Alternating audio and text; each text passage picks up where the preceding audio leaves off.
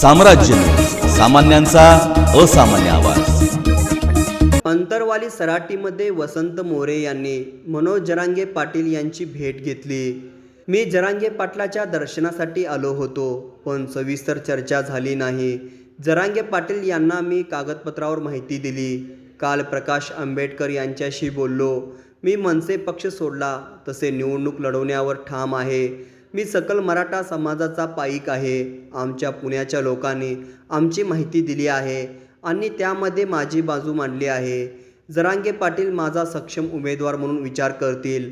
माझी परत एकदा जरांगे पाटील यांच्यासोबत चर्चा होणार आहे। फक्त पाटलांच्या दर्शनासाठी इकडे आलोय आणि मला वाटतं की अजून माझी सविस्तर चर्चा झालेली नाही आहे। पुण्यातली जी आत्ताची राजकीय परिस्थिती आहे त्याच्यामध्ये कशा पद्धतीने पुण्यामध्ये मतदान आहे, मी आता त्यांना कागदावरती सगळे डिटेल्स दिले आणि मला वाटतं की जे मी कालच्याला सुद्धा आंबेडकर साहेबांसोबत बोललो आणि त्याच प्रकारची माहिती मी सगळी पाटलांना आल्यावरती सांगणार। ते म्हटले ठीक आहे, एका लग्नाला गेले, लग्नावर आल्यानंतर मी त्यांच्यासोबत या पुणे लोकसभे संदर्भामध्ये सविस्तर बोलेन।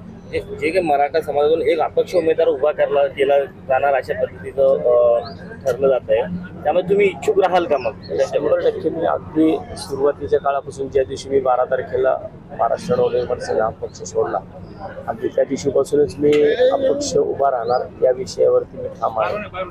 आणि कालसुद्धा मी वंचित बहुजन आघाडीचे नेते प्रकाश आंबेडकर यांना सुद्धा काल मी याचसाठी भेटलो आणि आज सुद्धा मी पाटलांना यासाठी भेटतो की मी अपक्ष म्हणून पुण्यामधनं मराठा उमेदवार आहे। सकल मराठा समाजाचं काम मी अगदी सुरुवातीपासून करतोय।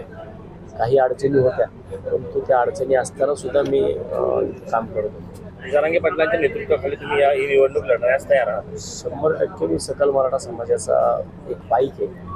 अगदी सुरुवातीपासून मी या सगळ्या विषयामध्ये आहे, होतो आणि राहणार।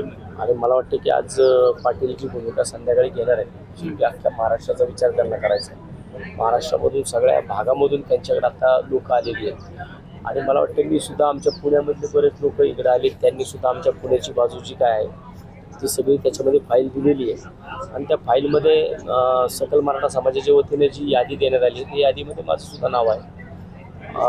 आज पाटील जी भूमिका घेतील ती संपूर्ण सकल मराठा समाजाला मान्य असणार आहे, त्यामुळं संध्याकाळच्या भूमिकेकडे सगळ्या महाराष्ट्राचं लक्ष लागलेलं आहे। पुण्यामधून अजूनही काही इच्छुक इथं आलेले आहेत?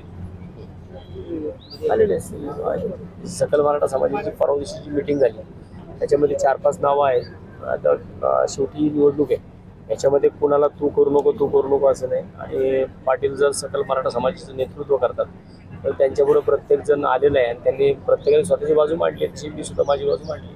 जर पाटलांनी दुसरा उमेदवार दिला तर तुम्ही त्यांच्या विरोधात लढणार अपक्ष म्हणून? अपक्ष म्हणून उमेदवार असं मला वाटतं की पाटील आणि सकल मराठा समाज माझ्या नावाचा 100% पुण्यामध्ये सक्षम उमेदवार म्हणून विचार करेल।